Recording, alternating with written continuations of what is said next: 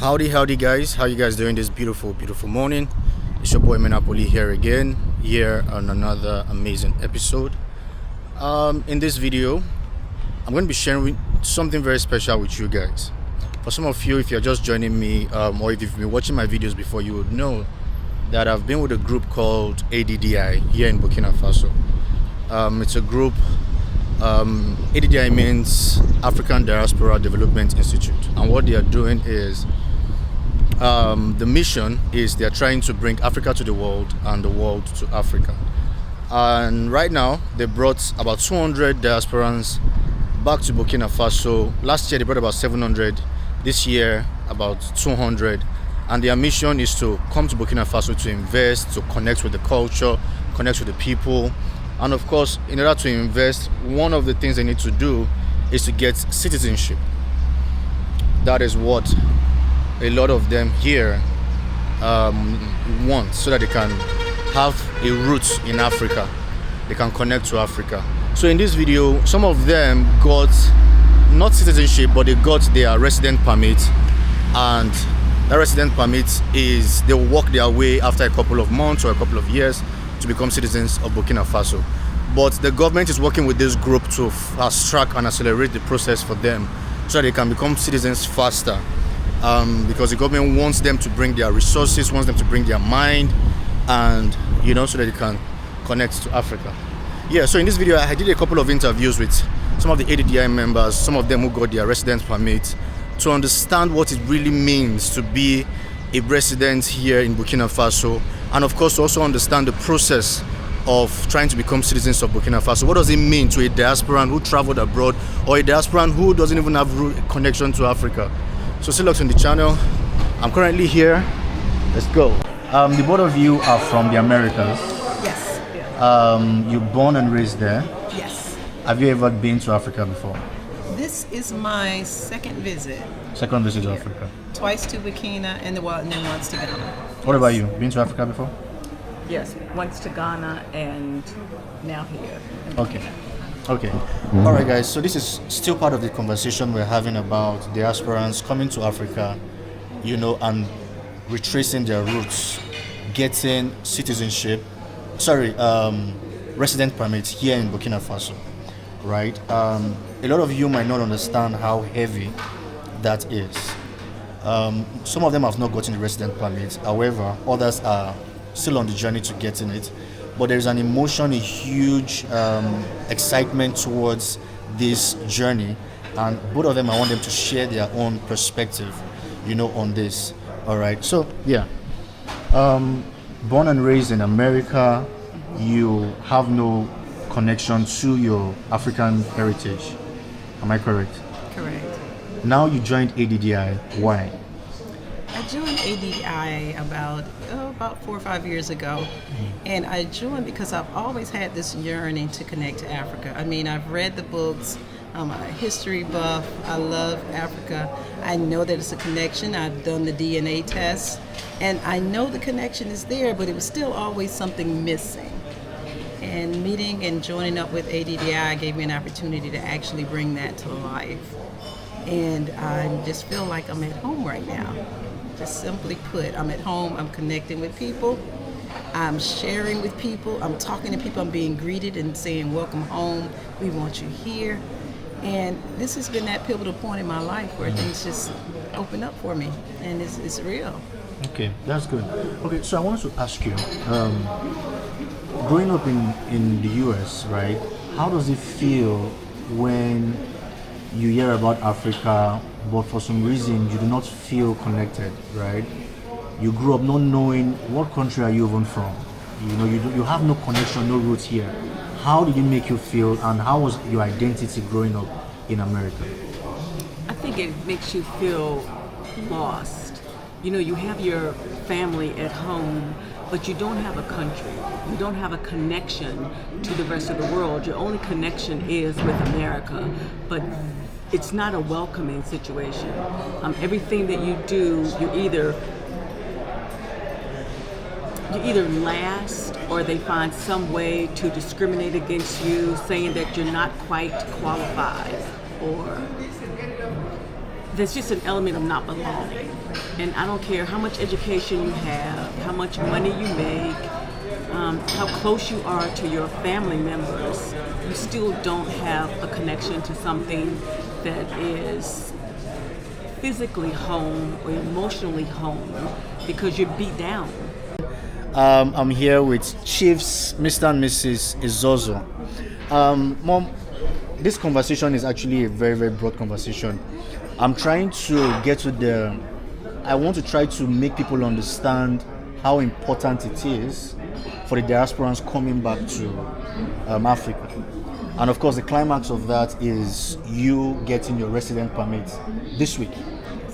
So, and this journey has been, I think, 6 years in the making, if I'm not mistaken.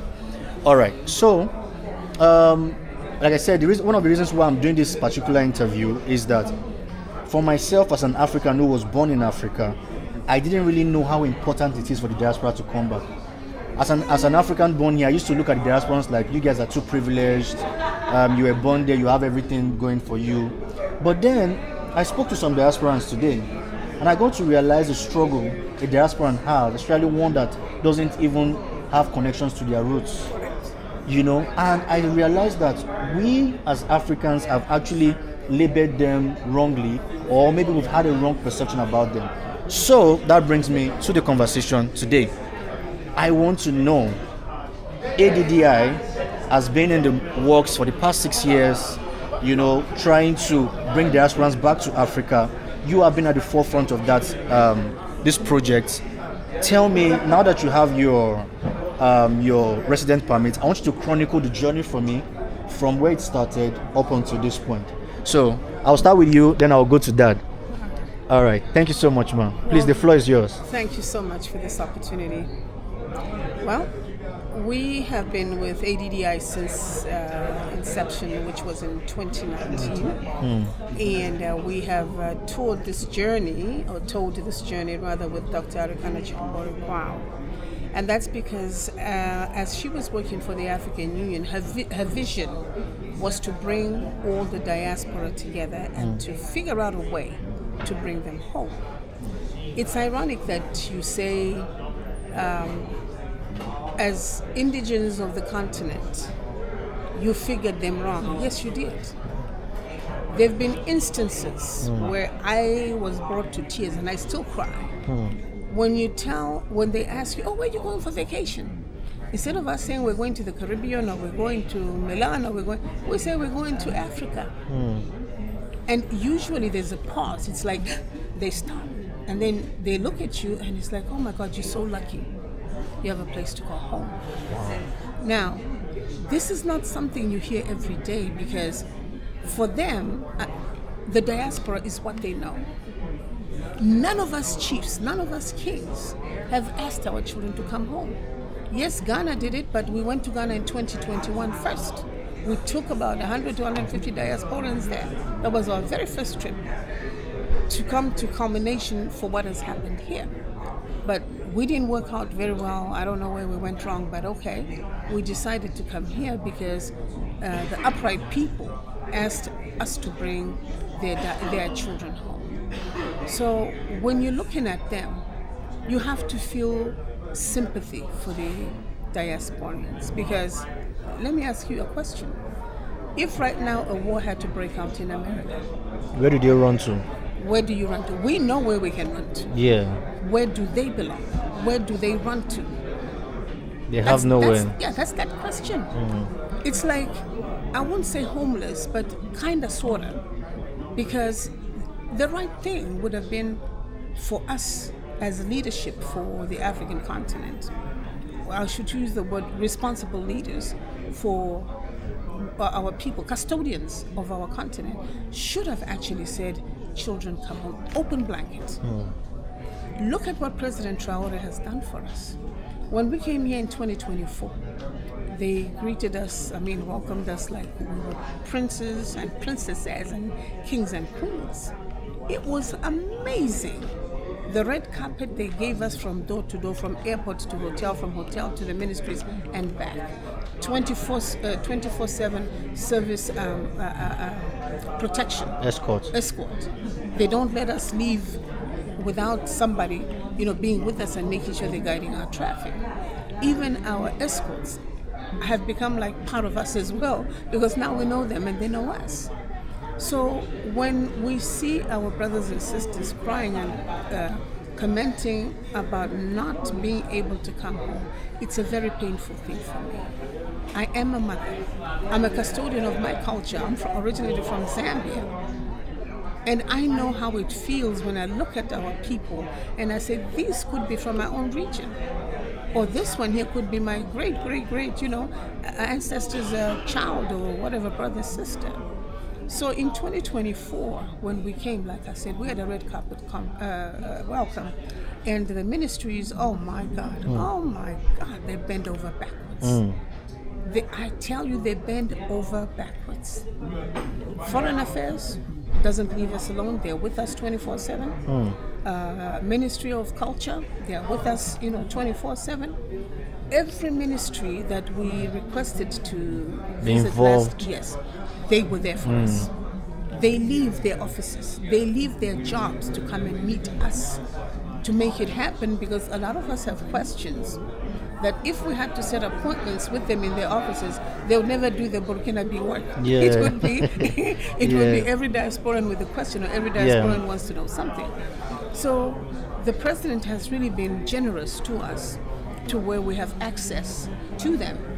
And it is bringing and breaking down barriers now for our brothers and sisters from the diaspora, because now they have that camaraderie with their own kin. They may not be Burkinabe, but Africa is Africa.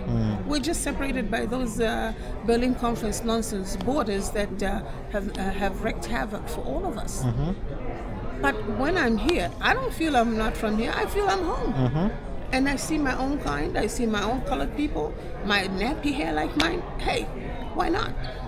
So when I see our people here, the way they treated us in 2024, we asked if four people came with us, 4 diasporans.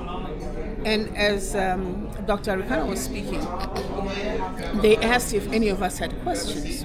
So I asked if there could be a pathway to citizenship now that we have our 4 Burkinabe. The way the room erupted when they heard their own people, their own kin was among us, it was phenomenal. Some of us broke down, we cried, we screamed, we hugged, we touched. I mean, it felt like a family reunion, somehow, some sort. So then the Ministry of Foreign Affairs says, we'll get back to you before you leave.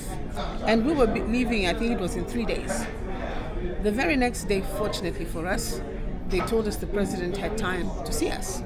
So they took us to a location, and that location again had ministers, it had most of the government officials, PSs and stuff like that. Can't remember all of them, but there was a whole this side seats for them to sit while the president sat in the middle, and then the rest of us were in front.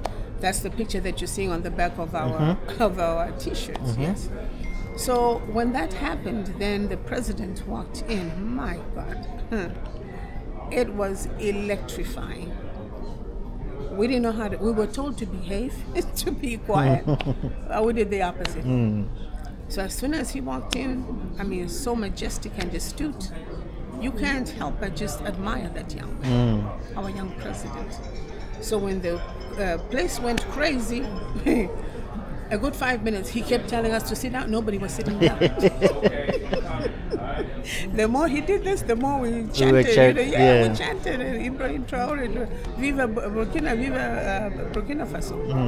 So it was a very electrifying event, and there was like a soothing, a calming of one's soul and one's spirit when you see such a leader as him. Very humble, very loving to his people. Even us, the way he embraced us, you think we're Burkinabes. So when he sat down, and of course he spoke as he spoke, oh my goodness, all of us were like this, just listening. What are you going to say? You can't top what he has said. So then, of course, our illustrious leader too, Dr. Arikana, was given the opportunity to speak and to thank the government and Burkina Faso for allowing us to come and the way they had received us and what our mission was here for, which was to bring our people home, bring our children home, our diaspora home. And at the same time, guess what? That's the time that the announcement was made to say we will be able to give citizenship. But Citizenship? yes, that's what was offered. That's what I had asked when I asked, yes. Okay.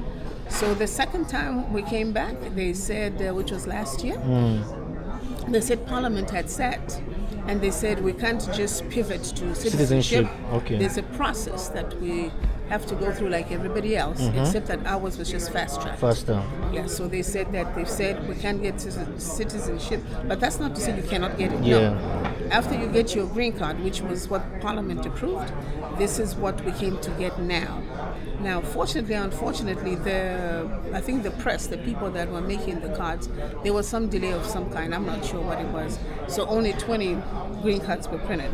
Green cards, not residents. Permanent residents. I mean, we call them green cards in the U.S. Okay, Permanent so it's the same thing basically. It's the same thing, yes. Okay. Permanent residents, yes.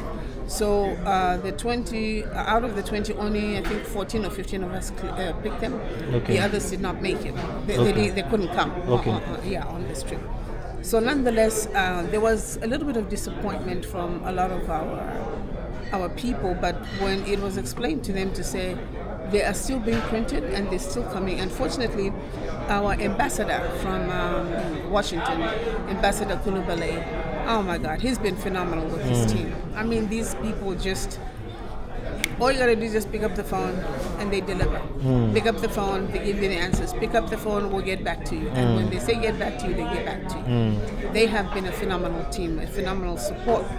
And as well, we see their dedication as well for wanting their people, to come back home. Because the love and embrace that we get from here is something else. It's really beautiful.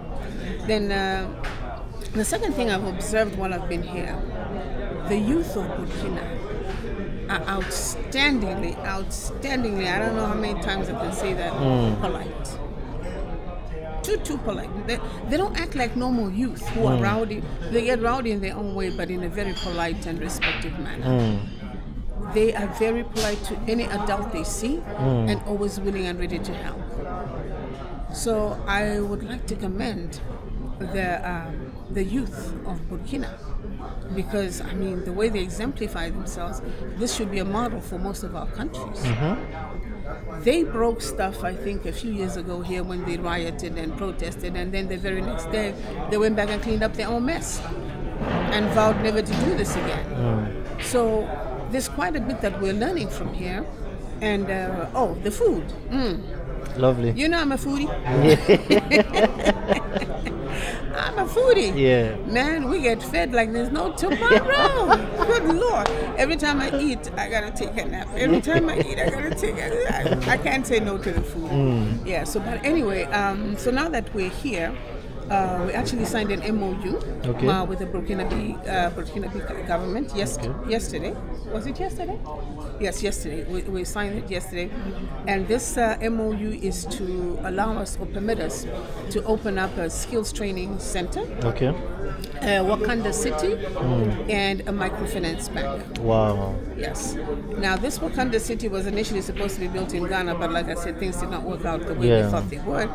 So Africa is Africa. We thought we'd bring it here so that we can realize the dream that we've had for so many years. And of course, we've been given the privilege to get land here, to buy, build or buy our own homes, your businesses, and things like that. So with that being said, today I believe was a day where a lot of people registered their companies, their businesses. Wow. Because even if you don't have your your permanent residency card, you're still eligible because they have your application for your green card. I keep saying green card, but the permanent but it's same thing. Yeah, it's the same thing. The same thing, yes.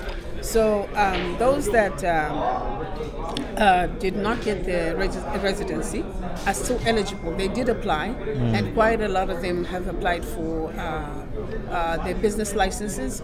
And we had 4 banks, I think, here today, and quite a few of us have also opened up business bank accounts and personal bank accounts. Wow. So we come from all walks of life. It's not only the United States. We have Canada, we have UK, we are from all over, and some parts of Africa as well.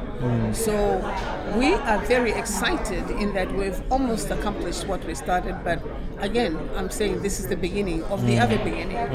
Because with us coming here now to industrialize or whatever it is that we're going to do, build roads, build homes, build refineries, or whatever it is that the business we're doing, Burkina Faso is open for business.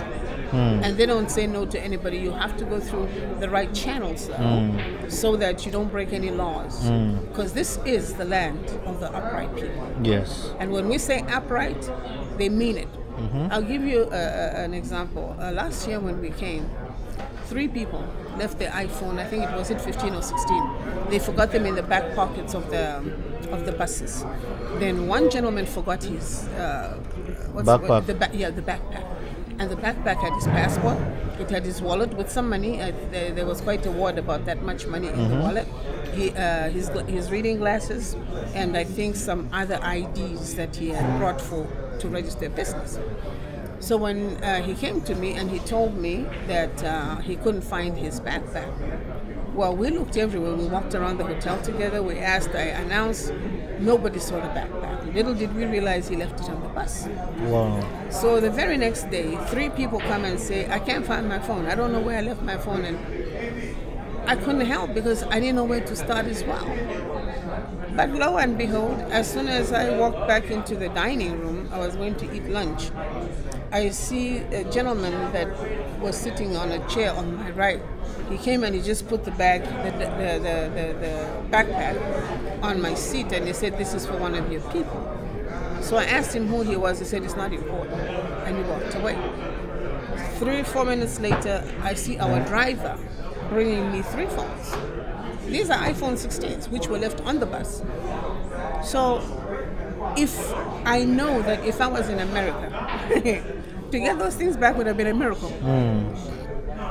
It would have been a miracle. But with these people here, I don't think theft is in their vocabulary.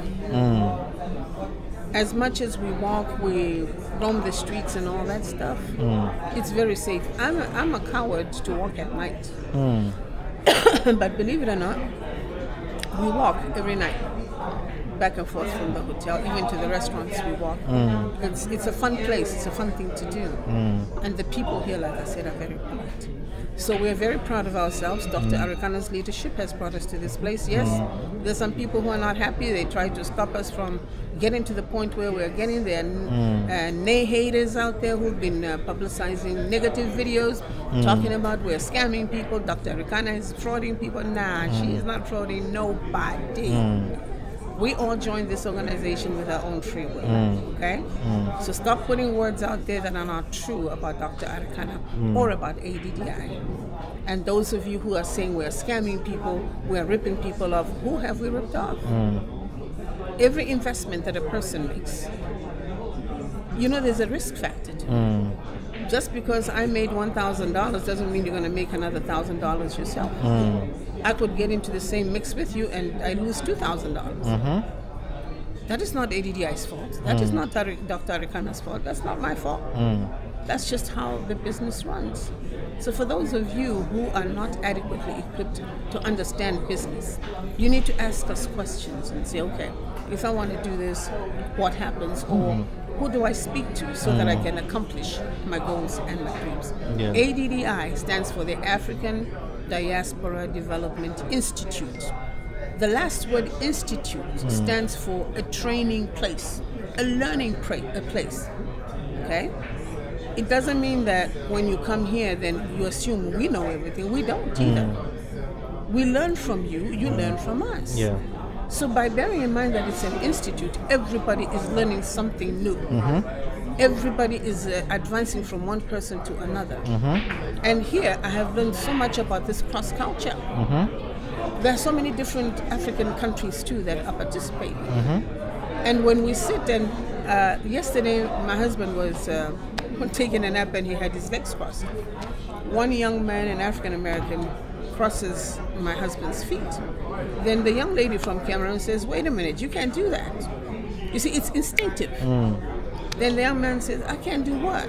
Because you can't walk across an elder's feet with crossed like that. You should have walked around.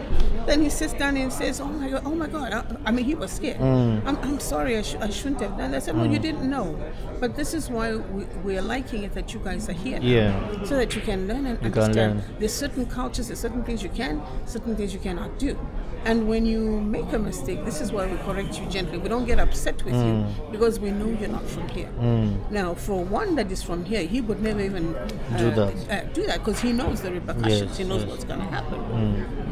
So that being said, I feel vindicated, and I feel my heart is content. My heart is at rest because we have brought our children home. The slave trade did a lot of damage for the world at large, if I should say so.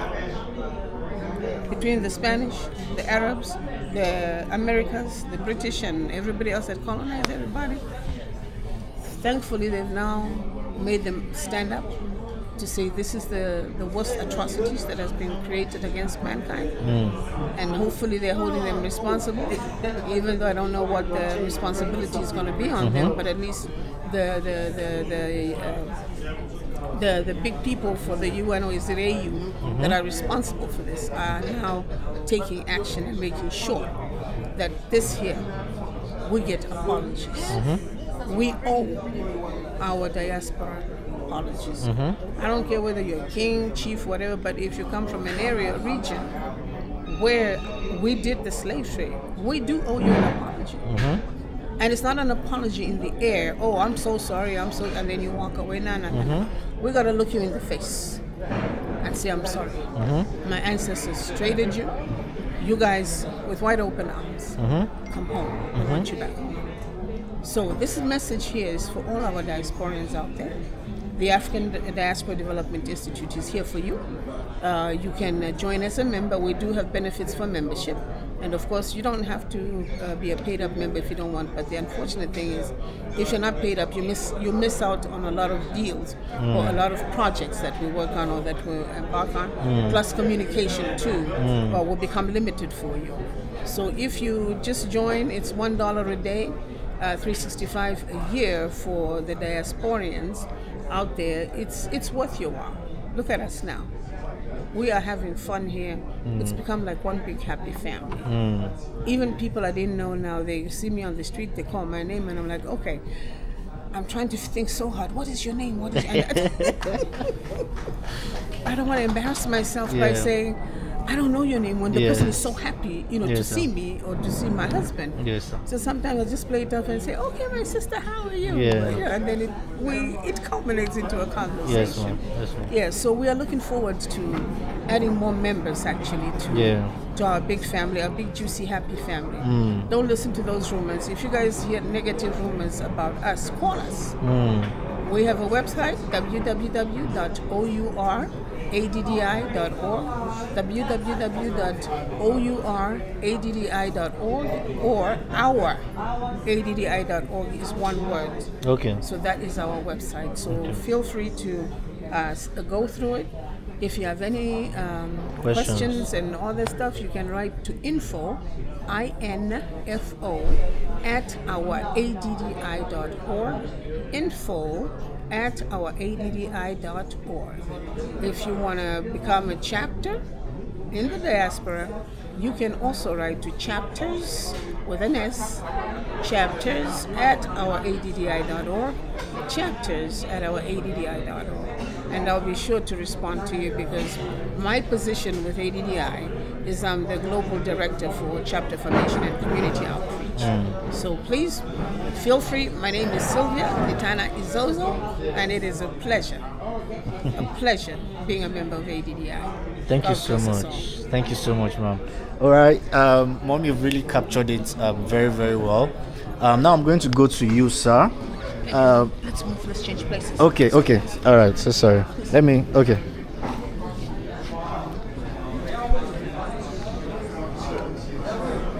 Are you okay? Yes. Okay. All right, sir. So I'm going to come to you. Still in same line with what Mom have said. You've received your green card, or in other words, your permanent residency here in Burkina Faso. I want you to be able to. I don't know if this question would be great, but the idea is there are two types of diasporans. There are those that left Africa, went and stayed there for a very long time, and they returned back, coming here to get their citizenship. While there are others who have been lost there for years, and of course they also came back with their citizenship. I want you to share your idea about that, because the feeling is different. For someone who has been lost there, coming back to get their citizenship, can you give me an idea for yourself, who you have a root here in Africa, you've gotten your citizenship? How do you think the feeling would be for someone like you and someone like the other diasporans who have been lost? What is the feeling like for the two categories of people? It's overwhelming. The reason I say it's overwhelming because my journey for the diaspora started in June 16, 1976. Okay. In Woodil Teachers College. What country is that? Woodil Teachers College. In Kano. In Kano, okay. Because I was living in Kano. Kano, Nigeria. I just wanted to be. Kano, Nigeria. Yes. When our history teacher, Malam Suleiman, came to the class with tears in his eyes, he said, there is something terrible happening in Africa, and we have to find a way to correct the wrong. And all the students in the class, we were 40 in the class, we didn't know where he was coming from. He said, this morning, South African children are on the street protesting apartheid. And most of them has been killed. Wow. We cannot allow this thing to happen. Then he said, by the way, a lot of slaves were taken from Africa, and majority of them came from Nigeria, particularly Badagry, Calabar, and then Ghana, then Senegal.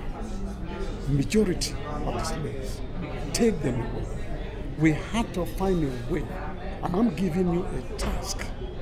When you graduate, please make your way to South Africa, console your brothers and sisters. Go to Brazil, because a lot of Yoruba people were taken as slavery. Go to America, go to South America, go to Europe, where all the black people were scattered. Mena, that word still ring in my head till today. From June 16, 1976. So in 1981, when I went to America, I have no clue that I was going to go. So that has been my mission, to make sure we bring the diaspora together to give them hope. Actually, we started it, but you know how life is. When you're in America, you're struggling. You don't have your father, you don't have your mother, you don't have your uncle, your sister, just you. So this journey has been very, very difficult to get. But we were able to found an organization called the African Diaspora Foundation. I founded it. And the reason I called it African Diaspora Foundation, from what my history teacher, Madam Suleiman, said, that let's have it. They have broken our families in the continent. We don't have no foundation. If you're going to build a house, what is the first thing you do? You lay down the foundation. Yes. We don't have that. So because we don't have that, say, we have to have a foundation for our people. And then I started traveling. Sometimes I will take my own personal vacation, go to Washington, D.C., meet from embassy to embassy to embassy. I used to work with Stella Obasanjo. A lot of people that I met along the way trying to promote the African American agenda and the diaspora. Landed me to Jacob Zuma, to Nelson Mandela, to President of Cape Verde, to Salim Salim from Tanzania, to Jerry Rodi from, before he passed away in Ghana. So all these people say that, yes, your movement is real. And by the way, when I did my graduate study at UCLA, this was my thesis that I did to find the people. So to fast forward, we have chapters across the continent and across the region of the world. One of my friends in Tanzania, he told me, said, sir, I think we should have an office, in Tanzania, but we need to visit AU. I said, visit AU? He said, yes, I can make an arrangement. I'll talk to my friend at work so that we can give a presentation to the Deputy Chairman of African Union, Mr. Kwesi from Ghana. March 11, 2019, I set my way to Ethiopia, and we had the meeting at 10 o'clock in the morning. When I finished my presentation, and I told him the way they have taken Africa from this continent, and none of the politicians, none of our kings, none of our queens are doing nothing about it. I'm going to do something, because I'm going to get all the children we'll be mentoring online all this year to riot against African Union, against every politician we have in Africa. He stood up and said, please don't do it. I have a solution for you. I said, what kind of a solution? He says, I want you to go back to America and meet with Dr. Arikana Shamborikwa. I said, who is she? I didn't know her. He said, that is our ambassador from African Union to America, to the UN. I said, with due respect, sir, I have been on this journey. I have spent over 10 years trying to bring all African ambassadors together to talk about a way back. People like influential people in African American community who see the vision, like Reverend Sharpton, that we need to bring them together to have a pathway for our people to come here. And I told him, think about it. When you go to Ghana, you have a house, you have a key. You can go to Ghana, use your key to open your door. African American people, the Caribbean people, the British black people, they don't have that. When they are coming to their own soil, they have to get a visa. A visa to come here. And in most cases, they deny them the visa, your own land. But with my American passport, I can go to almost 115 countries all over the world without a visa. Doesn't make any sense. So forget about African Union, and I'm not interested with any African ambassador because they are all toothless dogs. You guys have sold, the continent. He says, this woman is different. So all his aides that were in the meeting, they were telling me, oh, Ambassador Arikana Shamborikwa, don't play. She is a fighter. She is a new African voice that we need. I said, wow. I said, okay. I told my friend from Tanzania, my friend from Ethiopia, I said, no more planned riot. Because I was planning to retire 2019 to do this work full time. I was planning to do a demonstration in front of Nelson Mandela office in South Africa. So that is how I came back to America. As soon as I came back the following day, I make a phone call. A week later, Ambassador Arikana Shamborikwa had her sister call me. He said, Mr. Izozo, we get your 3 messages, but I just want to let you know Ambassador Arikana is in Los Angeles where you live. Please, this is her number. Call her. And when I called this woman, the things that came out of her mouth, I say, I have dealt with some presidents in the continent. I have met so many ambassadors, prime minister, nothing like that. So a few weeks later, she was told to step down from African Union. That's when, no, this is a miracle. She called me and said, my brother, I know we have a lot of things to do, but I just want you to hear it for yourself that I'm no longer ambassador for the African Union. I said, what do you mean? He said, I have to step down. But don't worry, we'll figure out something. 2 days later, she asked my wife, but I never met her before, to call me. Babe, you call me, right? She called me. She gave her 3 people to call. Dr. Ubani is a Nigerian, lives in Atlanta. Dr. Kwajo is from Ghana. He lives in Washington, D.C., Maryland. He told her to call 3 of us to see when we can put our brain together. When she called me, I said, you have a beautiful voice. Oh my God. I said, you have a beautiful voice. You have a beautiful voice. Call you, I reckon I told you to call me. Not a problem. You see, in back of her mind, she said, look at this fool from Nigeria. He started flirting and never seen me in person.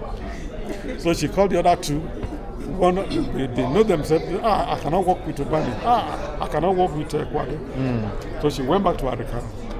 But a few days later, they called, said they can work with us. So that's why we are trying to put all the pieces together. You know, she was very instrumental. She was a co-founder, registering the organization with America. That's why you see what we do. I'm the global director of human resources.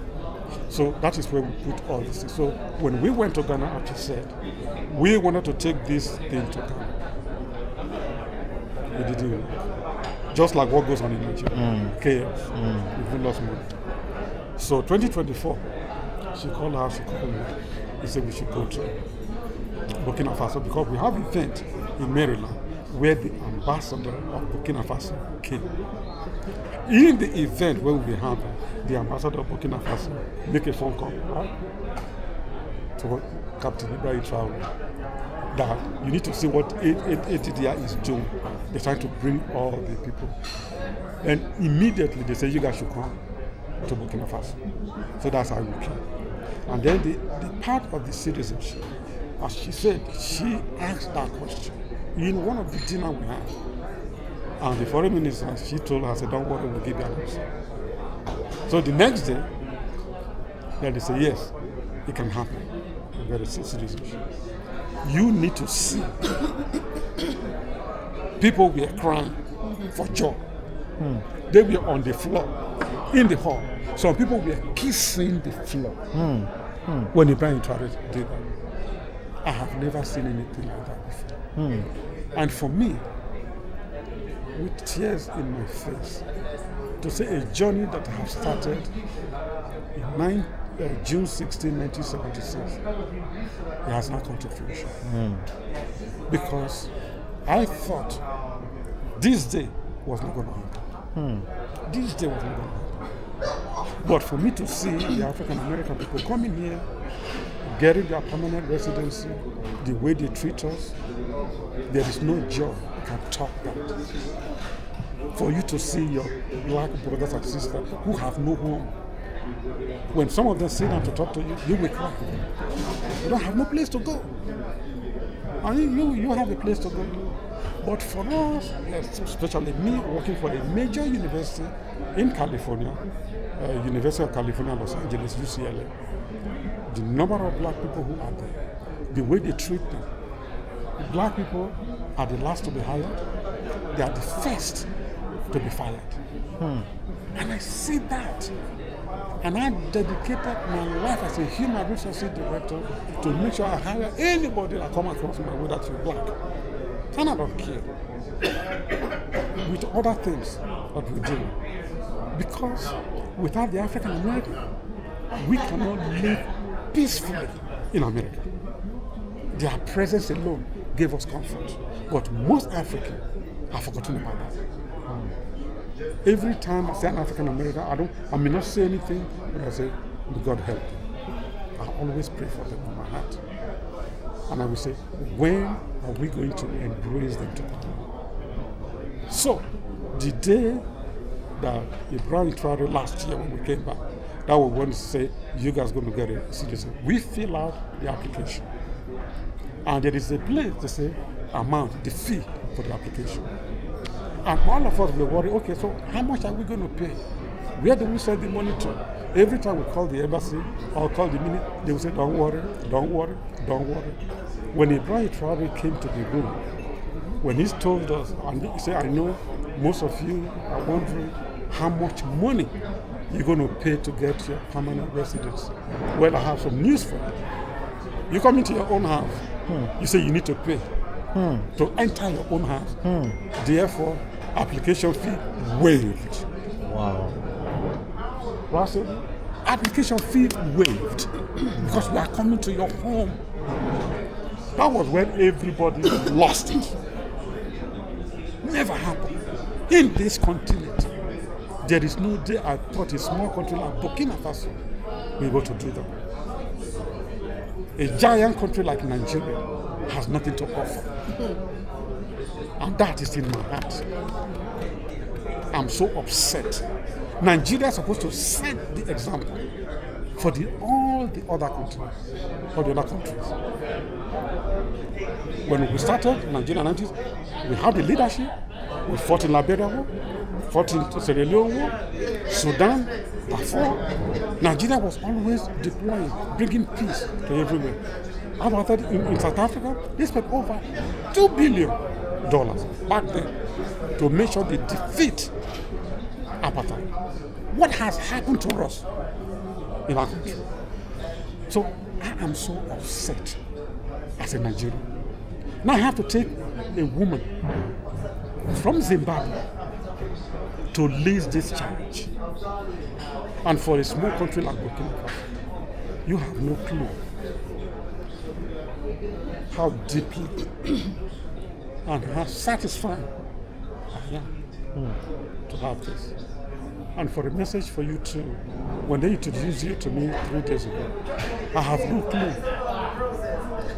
A young man from Isoko, not only from Isoko, from Araya, Aviara Kingdom, you will take it upon yourself to come to an international event like this, to make sure you get the West out. For that, I thank you. This is what we need our young boys to do. It doesn't have to be 419, trying to scam people. You are not doing none of that. You want to contribute a legacy. By the way, I have sent you a video to the king of Aviara and all the Aviara chiefs. Let them know Isoko man from Araya, Aviara Kingdom, is taking a giant step. That is what I have to say. Thank you, sir. Thank you very much. Thank you, sir. I'm very, very grateful. I'm very, very grateful. I don't think there's any further question for this.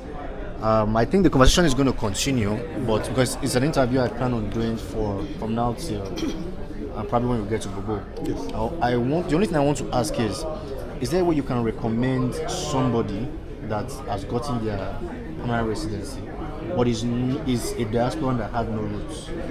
Because I want to talk to that person as well. I want to understand the feeling of that person. How many do you need? As many as I can get. Dr. Lee? We'll get them for you. Okay, fantastic. Mr. Aduabu, you are Burkinabe. Yes.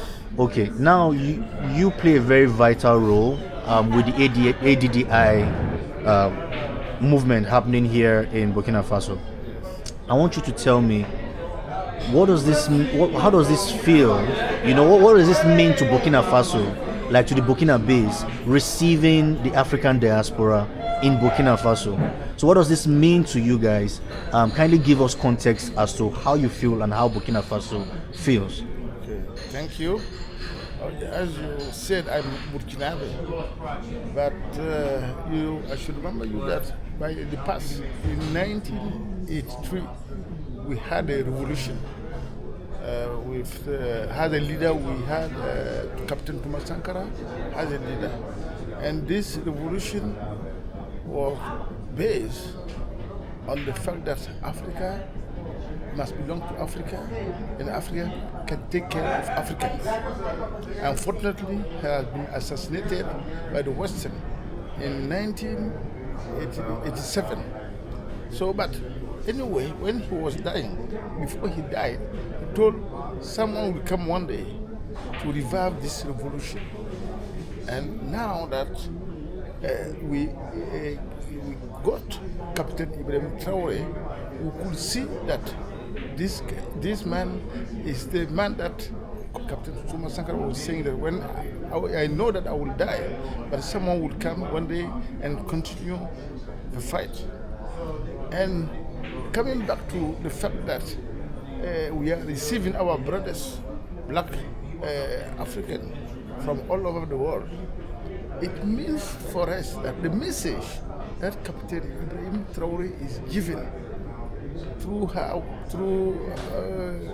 his different speech has a good sense to the whole world, not only to Africa, but to the whole world, because you are coming from different countries of the world as a black African. It means that Burkina Faso is really a land of upright people, a land of dignity, because the fight that we are doing is to revive black African dignity, and to teach people that we are intelligent and we have everything to survive. Just we need to consider ourselves, we need to respect ourselves, and if we have that consciousness that we can take care of ourselves, we will be free like others. And that's why today, when we seeing our brothers from all over the world, we can see that the message we are trying to transmit to the world is a good message. That's the reason why some of our brothers are accepted to come here. And we see it at different levels. The first level means that our vision for Africa, for black people, is real. But now the second vision is economic vision and knowledge. People will be set in business. Okay, it will bring much more development into the country, and there are people who have a certain know-how in terms of technology, health, in all domains. There will be transfer of competencies. So, in the world, it's a good thing for we Burkinabe, because we know that the message we are sending to the world is well received by others, and we know that those people are coming to help to construct Burkina Faso, help to spread our vision as a Pan-Africanist. Oh, thank you so much, sir. I think that helps me put it into perspective, and very, very grateful.